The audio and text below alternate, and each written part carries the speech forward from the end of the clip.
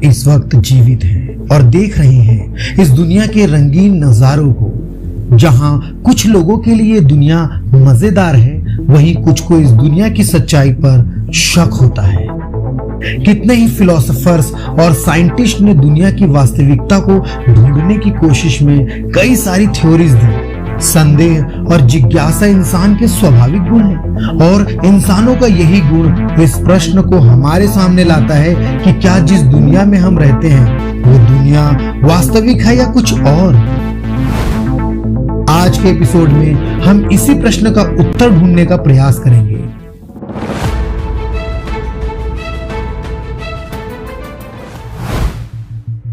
दुनिया बनाने वाले, क्या तेरे मन में समाई, काहे को दुनिया बनाई, तूने काहे को दुनिया बनाई। धार्मिक बातों और साहित्य में अक्सर ये सुनने और पढ़ने को मिलता है कि ये दुनिया स्वप्नवत, स्वप्न के समान है। गीता में इसे अव्यक्त बताया गया है, यानी जिसे हम एकदम ठीक ठीक डिस्क्राइब नहीं कर सकते। इसलिए शक लाजमी है कि क्या दुनिया एक भ्रम है।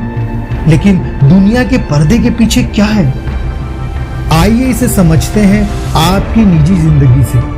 आदमी जो कहता है, आदमी जो सुनता है, वो सदाएं उसका पीछा करती है। आप जितना कुछ देखते, सुनते और समझते हैं, दुनिया आपके लिए उतनी ही है जितना आपकी सोच का दायरा है। अगर आप एक इकोनॉमिस्ट हैं तो आपके लिए दुनिया पैसे के सिवा ज्यादा कुछ नहीं। इकोनॉमी के अलावा आपकी जिंदगी में इंसानी भाव होंगे, यही आपकी दुनिया होगी और यही आपके लिए वास्तविकता है। मगर दूसरी ओर किसी गिटारिस्ट के लिए म्यूजिक ही उसकी वास्तविकता होगी। आई नो, ये सब आप समझते होंगे और पहले से जानते होंगे कि रियलिटी इज इंफॉर्मेशन, यानी आपके आसपास जो भी घट रहा है आपके लिए वास्तविकता वही होगी। अब आप बन चुके हैं रूल्स में। आपका जीवन इन्हीं इंफॉर्मेशंस के बेसिस पे काम करेगा और इन्हीं इंफॉर्मेशंस को ठीक से प्रोसेस करने के लिए आप बना लेंगे कुछ रूल्स।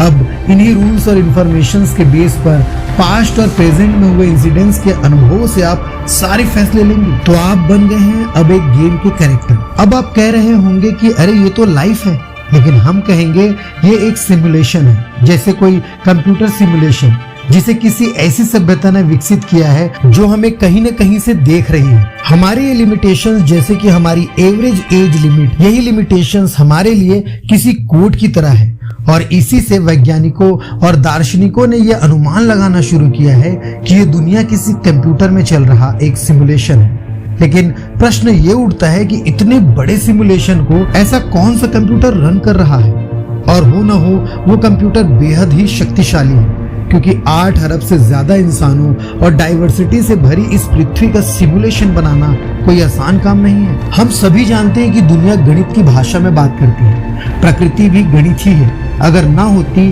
तो हमारे मौसम के अनुमान कैसे सही सही होते, और भला क्यों प्राकृतिक वस्तुओं की अपनी आकृतियां होती। यहाँ तक इलेक्ट्रॉन का बिहेवियर स्ट्रिंग की तरह है, जो कि ये साबित करती है कि किसी न किसी ने इन जटिल एवं सूक्ष्म चीजों को गणित की मदद से बनाया है।